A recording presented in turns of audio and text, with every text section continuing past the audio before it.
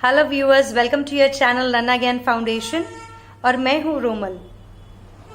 अगर सब हमारे चैनल के लिए नए हैं, आप पहली बार देख रहे हैं तो प्लीज चैनल सब्सक्राइब करना ना भूले, बेल आइकन को जरूर क्लिक कीजिएगा। आप सभी व्यूअर्स बहुत अमेजिंग है, थैंक यू सो मच। तो चलिए शुरू करते हैं आज का वीडियो। आज का हमारा टॉपिक है पेरेंट्स की ऐसी कौन सी आदतें हैं जो बच्चों को बढ़ती उम्र में डिसीजन लेने में या डिसीजन तय कर पाने में कमजोर कर देती है।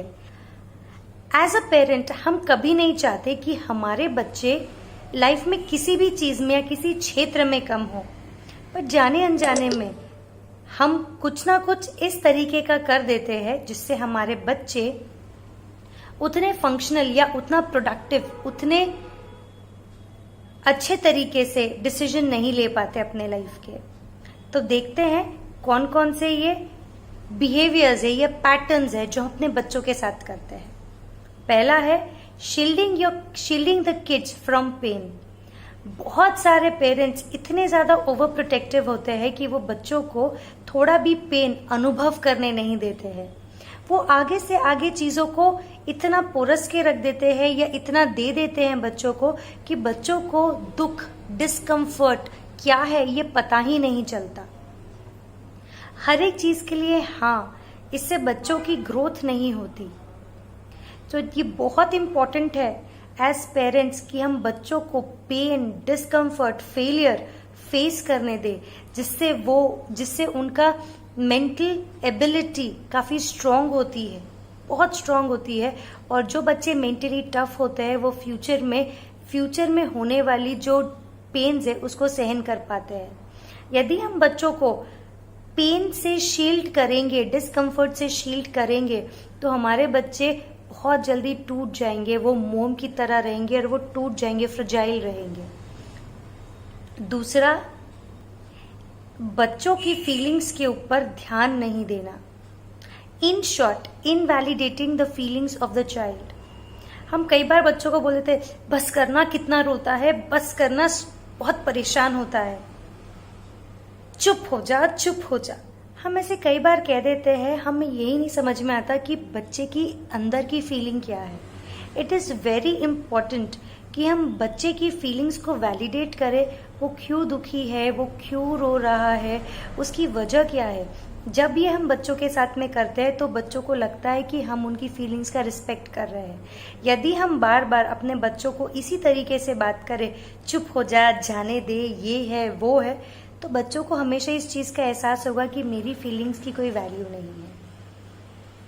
थर्ड पॉइंट है praising only the achievements of the kid.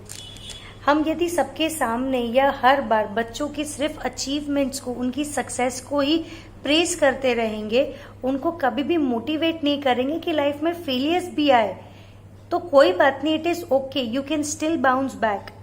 उनके फेलियर के, उनकी अचीवमेंट के साथ उनके फेलियर्स को भी हमें उतने ही अच्छी तरीके से प्रेज करना चाहिए कि आपके लाइफ में ये फेलियर आया, ये डिफिकल्टी आई और आपने बाउंस बैक किया।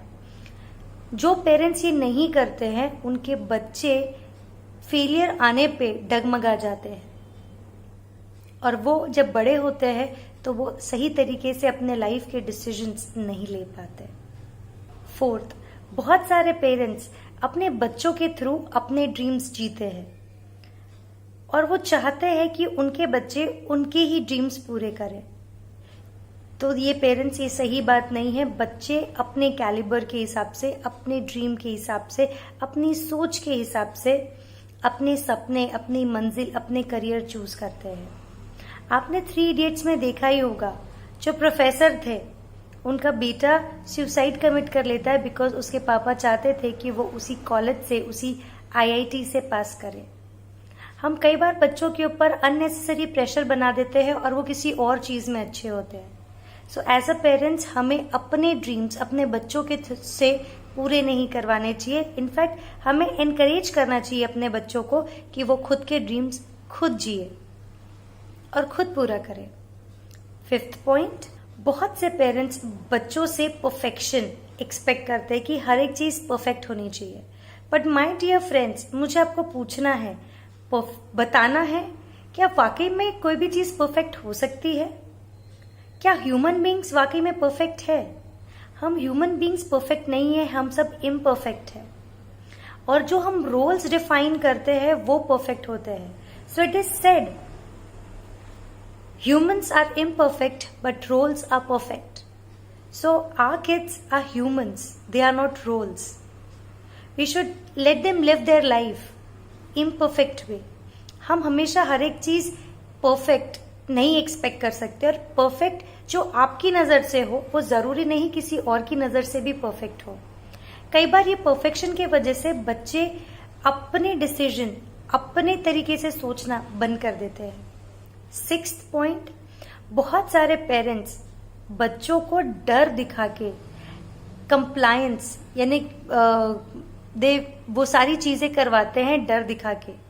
मारूंगा मैं, बाथरूम में बंद कर दूंगा, देख लेना, मम्मी को बताऊंगा, पापा को बताऊंगा, टीचर को बताऊंगा, तुम्हें वो काला बुआ लेके जाएगा। ऐसी बातें जब हम करते हैं बच्चों को डर के, देखना वो काला बुआ तुझे खा लेगा, चल पहले खाना खा ले। जब हम डर दिखा के बच्चों से कोई काम करवाते हैं तो वो बच्चों के कॉन्फिडेंस को लो करता है और बच्चा हमेशा फियर में जीता है। वो भले छोटा हो पर धीरे धीरे ये फियर्स काफी समय तक उनके साथ में रहते हैं और उससे वो अपने लाइफ के इंपॉर्टेंट डिसीजंस खुद नहीं ले पाते जब वो अडल्टहुड में जाते हैं। सो पेरेंट्स, बच्चों को डराइए मत कोई भी डिसीजन लेने के लिए। कोई भी चीज के लिए डरा के उनसे कोई काम करवाना उचित बात नहीं है।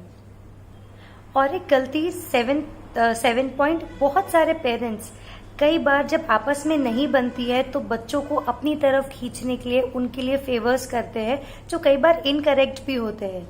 उन्हें पता है कि ऐसा नहीं करना चाहिए बट बच्चा मेरी साइड रहे इसलिए वो बहुत सारे उनके लिए, उनको जीतने के लिए फेवर्स करते हैं, बहुत सारे ऐसे काम करते हैं। पेरेंट्स का मतलब होता है माँ, मम्मी और पापा। मम्मी और पापा पेरेंट बनते हैं, मम्मा या पापा आर नॉट पेरेंट्स। आप हस्बैंड वाइफ है बट साथ ही आप मम्मी और पापा है, पेरेंट है। आपकी सोच एक होनी चाहिए। बच्चे को इस तरह से अपनी तरफ खींचने से बच्चा हमेशा कंफ्यूजन में रहता है और यही कंफ्यूजन उसे बाद में प्रॉब्लम देती है। सो पेरेंट्स, ऐसा करने से पहले सोचिए कि आप अपने बच्चे के भविष्य के साथ में क्या कर रहे हैं। 8th पॉइंट, हम कई बार बच्चों की गलतियों को बार बार दोहरा के उन्हें गिल्टी फील करवा के उनसे बहुत सारी चीजें करवाते हैं। ये भी उन्हें बार बार गिल्ट का एहसास दिलाना भी बहुत गलत है। हाँ, पिछली बार तुमने होमवर्क नहीं किया था, देख लो, अभी भी नहीं सुनोगे तो ऐसी ही होगा। हर बार छोटी छोटी गलतियां बताना, बच्चों को गिल्टी फील करवाना, ये भी सही बात नहीं है जिससे बच्चे अपना कॉन्फिडेंस, अपना डिसीजन मेकिंग पावर, अपना इमोशनल सपोर्ट, हर बार जब कोई चीज बार बार गिल्ट फील करे तो वो उस तरीके से डिसीजन नहीं ले सकता। सो एज अ पेरेंट हमें इस चीज का ध्यान रखना बहुत जरूरी है कि हम गिल्ट का इस्तेमाल न करें जिसके वजह से हमारे बच्चे खुद को गिल्टी, खुद से नफरत करने लगे और यही नफरत उन्हें बाद में इंफीरियरिटी कॉम्प्लेक्स में लेके जाती है जिसकी वजह से बच्चे कॉम्पिटिटिव वर्ल्ड में खुद को बहुत छोटा समझते हैं, उनकी सेल्फ वर्थ एकदम छोटी सी हो जाती है। So request to all parents, guilt का इस्तेमाल न करें।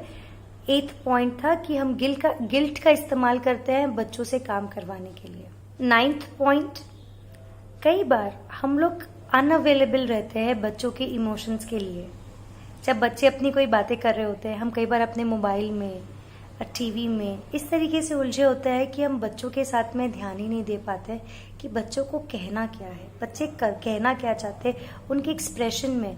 और जब पेरेंट्स अनअवेलेबल होते हैं इसका भी इम्पैक्ट बच्चों के ऊपर काफ़ी गहरा होता है। उनके मेंटल लेवल पर एक पेरेंट्स की छवि ऐसी बन जाती है जो उनके लिए जो इमोशनली अवेलेबल नहीं है। सो पेरेंट्स, हम देखते हैं कि हमने ऐसे ये जो 9 पॉइंट्स देखे हैं वो बहुत छोटे हैं, बहुत इंपॉर्टेंट है। हम में से क्या ऐसी कुछ चीज़ हो रही है जाने अनजाने में? Let's rectify them. और आपको ये वीडियो पसंद आया है सो प्लीज़ लाइक, सब्सक्राइब करना बिल्कुल मत भूलिएगा। ओके, पॉइंट्स देखते हैं। फर्स्ट था shielding your kids from pain. दूसरा था उनकी फीलिंग्स को वैलिडेट नहीं करना। थर्ड था उनकी सिर्फ अचीवमेंट्स को प्रेज करना।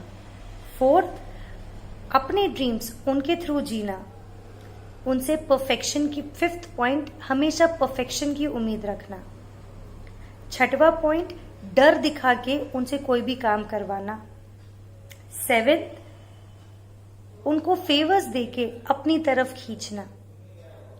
और लास्ट और एथ पॉइंट था गिल्ट में, गिल्ट बार बार रिपीट करके, उनकी गलतियों को बार बार रिपीट करके उनसे काम करवाना। और लास्ट चीज, बच्चों के लिए इमोशनली अनअवेलेबल रहना। ये सारी चीजें जो ये 9 पॉइंट्स है, इसके वजह से हम बच्चों की एफिशिएंसी को कम कर देते हैं और उनको उनकी अडल्टहुड में उन्हें तकलीफ होती है। हम कुछ ऐसा कर रहे हैं जिससे बच्चों को नुकसान होता है। So parents, thank you so much. Like the video and please share with others. Thank you.